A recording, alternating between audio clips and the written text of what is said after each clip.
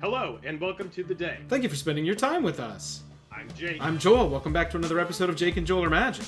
We continue our Pioneer series with Dragons of Tarkir. We're just about to get into the cards. Real quick, if you wouldn't mind, hitting a little like button, hitting a little subscribe button down there really helps us out.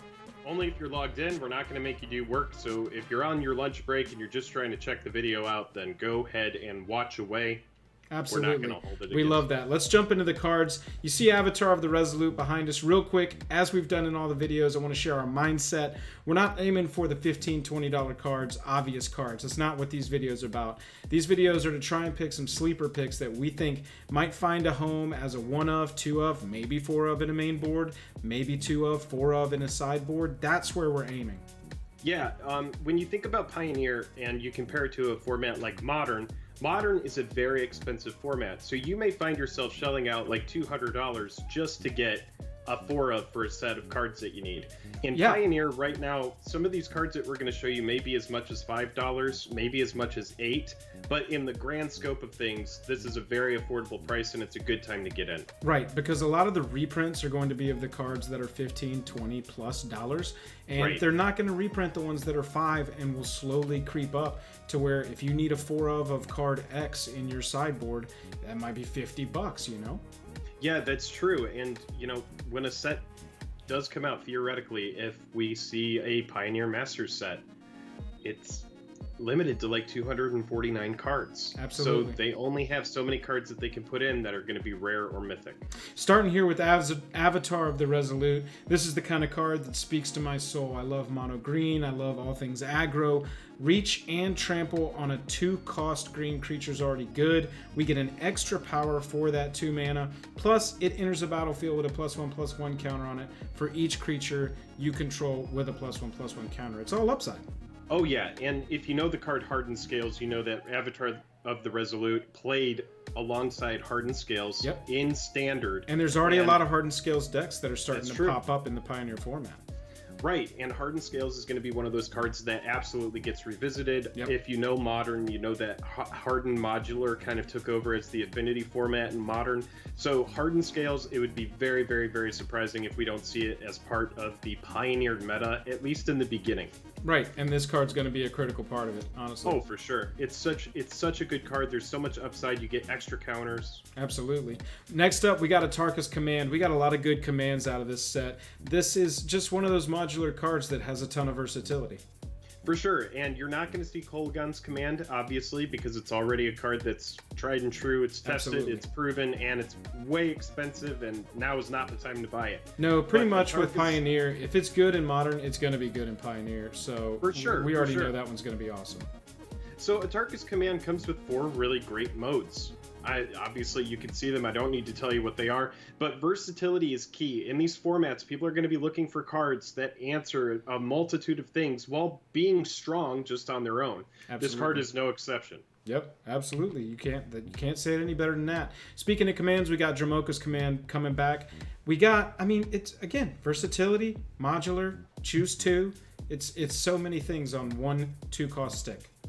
Yep, exactly. It's just that choose 2. It's very powerful. And these are cards of Tarkus Command and Dramoka's Command that have been tested in Modern, but this scope of cards is a lot smaller. I think, you know, these are very mana efficient for what they do. Oh yeah, and I just want to go back and check. Yeah, they are all instant speed. So you know, there's no screwing around with sorcery speed.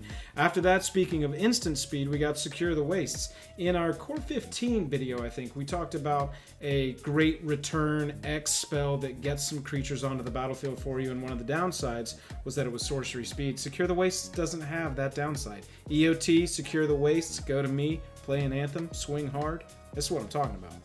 I really don't hate this either as like a 1 of or 2 of in a control deck. Just, you know, like one of those turns where you don't do anything and you're just like EOT, make, you know, tap all my mana, make a bunch of dudes. Right. Yeah. And then you're swinging. You have a very real threat. I think this is a card that it's really good. I like it, and it's very cheap right now. Oh yeah, super cheap. That's where we tried to live with these picks. Dragonlord Ojutai comes up after that. Hexproof as long as it's untapped. Sounds like a good control finisher. Deals damage. Look at the top 3 cards. Put one into your hand. Sounds like a good control finisher. It just kind of hits all of the check boxes that you want for a control finishing deck. Yes, this card was an absolute house. It got as high as $50 when it was in standard. I remember watching Jeskai Dragons and the Jeskai Control deck that was running this. This card is just so good. And I really hope it does find a home, because it's cool to think that some of these cards that are kind of forgotten about, except for like an EDH, could have a resurgence and come back and be like actual cards. I mean, like cards like Siege Rhino. At this point, that card's a meme, but that card was so cheap before Pioneer got announced, and now it's starting to climb back up. We're starting to see it as 4-ofs in most of the decks that can run the colors. Dragonlord Ojutai is a card like that, where it'd just be cool to see it again, you know? Oh yeah, exactly. Moving on to Death Mist Raptor. Now, I'm pretty sure this is one of your favorite cards of all time, and that's probably an exaggeration, but you love this card. I wouldn't even say that I love it, but I think if there were anything that's going to give Morph a chance, it's going to be Death Mist. This would probably be the only Morph that I would be expecting to see played. It is, a 3/3 Death Touch for 3. Sure. It comes with the Megamorph. It's got a cool ability. Yeah. I think it's a nice aggro card. It's going to answer a lot. That Death Touch isn't something to shake a stick at. It's a good ability. Sure. But it's a mythic from a set. So like you would hate for a mythic to take off and you're like, wow, I really could have bought it for like $1. Yeah. And then for some reason this card with Megamorph is suddenly like a thing. One of the problems that I have with Morph is that you need multiple good Morph abilities to really like play that, shell game of what's hiding where and what creatures what and what do you want to destroy, or am I going to take advantage of morphing it at the right time. And that kind of speaks to a larger problem that I've had with analyzing this set for Pioneer.